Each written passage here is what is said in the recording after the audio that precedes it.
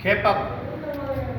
उन्हीं मंडप में रावण ऐं बानासुर भी आया हुआ, जिनके ॾिसी सभई राजाऊं शिरकी पाण में चवण लॻा त ख़बर ई नथी पवे त ईश्वर छाजे राजी आहे। हिकिड़े खे 10 सिर ऐं 20 भुजाऊं आहिनि ऐं पहाड़ जहिड़ो ख़ौफ़नाक देह आहे। ॿिए खे सिर फ़क़ति हिकिड़ो आहे पर ॿाहूं 1000 आहिनि।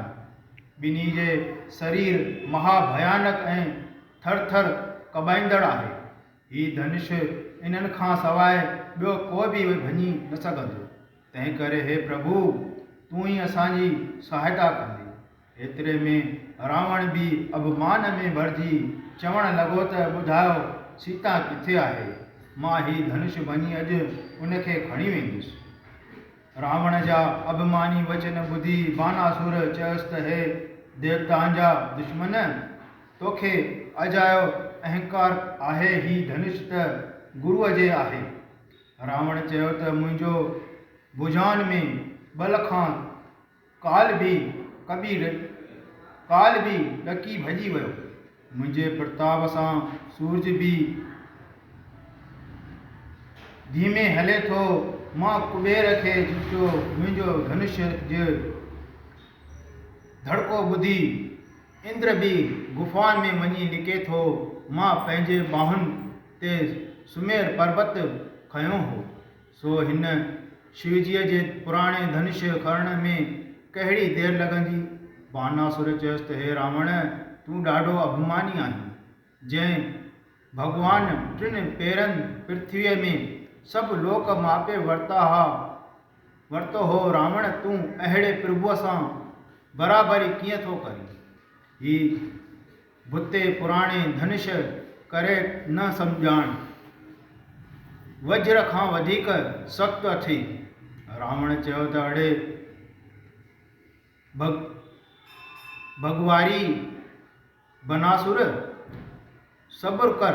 ही धनुष भञी पोइ तोखे सारो तुंहिंजो सिर खणी वञी समुंड में लुॿोड़ींदुसि।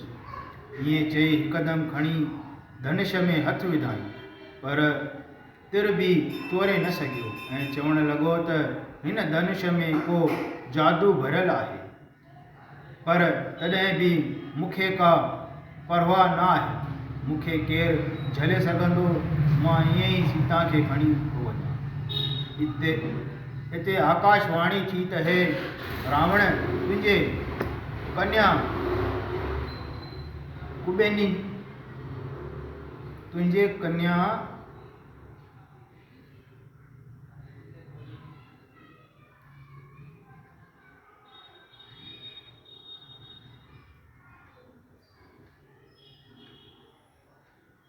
तुंहिंजी कन्या खे कुबेनसीअ खे मधुवान खणी थो वञे। मेघनाथ चेष्ट करे थो। कुंभकर्ण सुम्हियो पियो आहे ऐं भीमसेन तप करण थो वञे। एतिरो ॿुधी विभीषण तप थो करण वञे। एतिरो ॿुधी रावण बेहद दुखी थी पियो ऐं मां हिकदमि वञी दैत्यनि जी सहायता नाश थो करे उनखे छॾाए थो अचां। एतिरो चई रावण दुष्ट भॼी वियो। सभु लोक ऐं राजाऊं महाराजाऊं घणो ख़ुशि थिया। खेपक पूरो थियो।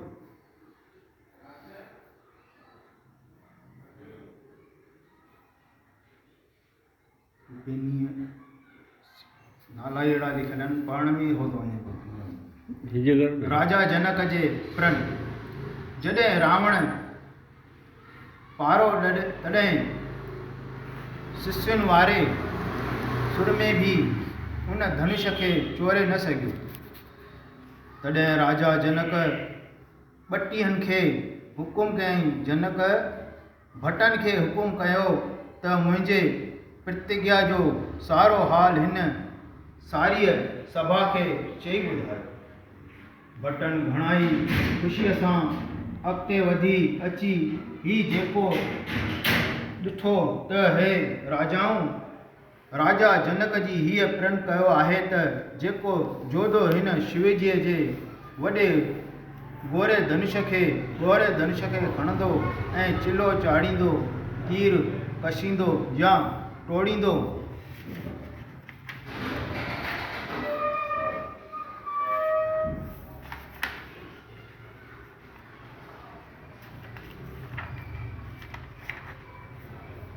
मां तंहिंसां सीता जो विवाह इहा ख़ुशख़बरी ॿुधी सभई राजाऊं घणो प्रसन्न थिया।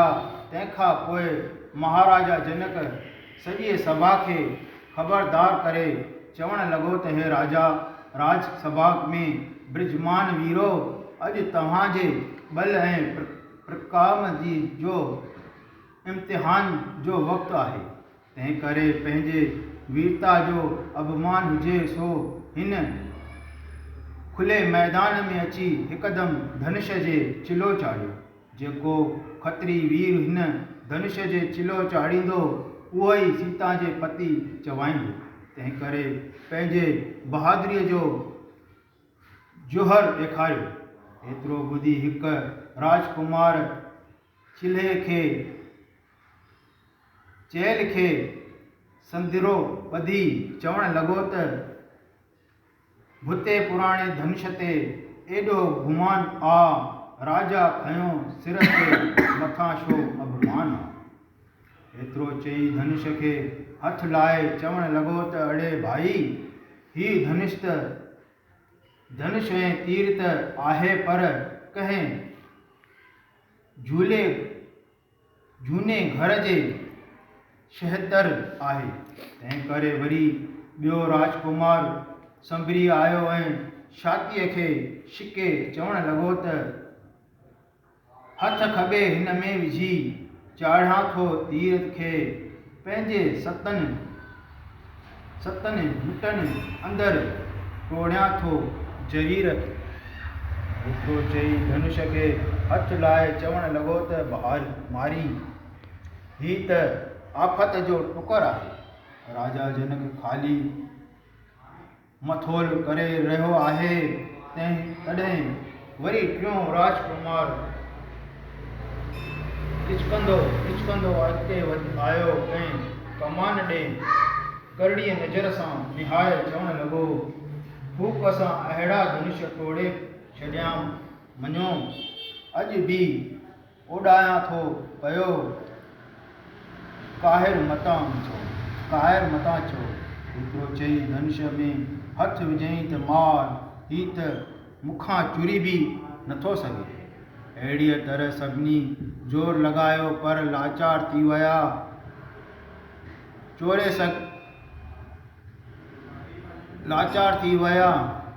सघिया न, धनुष खे शुम मार थी विया।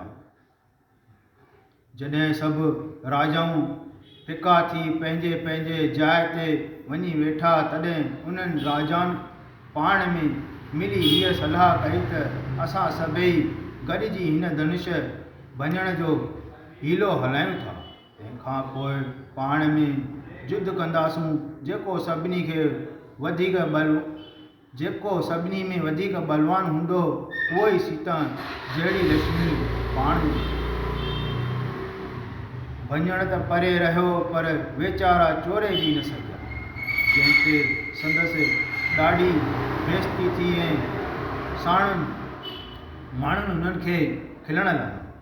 सभिनी सूरवीरनि जो हीलो हाल ॾिसी विदेही राजा जनक ॾंदे आङुरियूं ॾेई खफे थी चवणु लॻो त हाय अफ़सोस, हाणे मूं ॾिठो त दुनिया में को बि सुरमो जोधो बहादुर न रहियो आहे। मुंहिंजे प्रण ॿुधी अनेक देशनि जा राजाऊं महाराजाऊं अची कठा थिया आहिनि, पर विधाता अहिड़ो को बि मनुष्य पैदा कोन कयो आहे जो हिन महादेव जे धनुष खे भञी सीता सुंदरी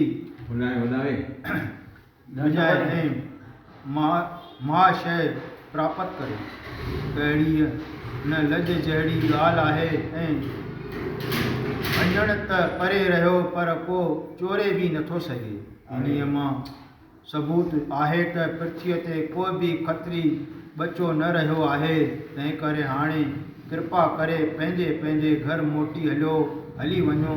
मूं त अजायो सोच सम्झे सोच समझ बिना ही धनुष सोच बिना ही प्रण कयो ख़ैर हाणे ज़रूर सीता कुंवारी रहिजी वेंदी हाणे जेकॾहिं मां पंहिंजी प्रतिज्ञा भंग थो करियां त धनुष नास थो त धर्म नास थो थिए तॾहिं सभु राजाऊं फिका थिया ॿुधी राजा जनक जो ॿोल पर लक्ष्मण खे आराम न आयो तंहिं खोलियो सारो खे श्री कृष्ण भगवान की जय। बोलो सियावर रामचंद्र की जय।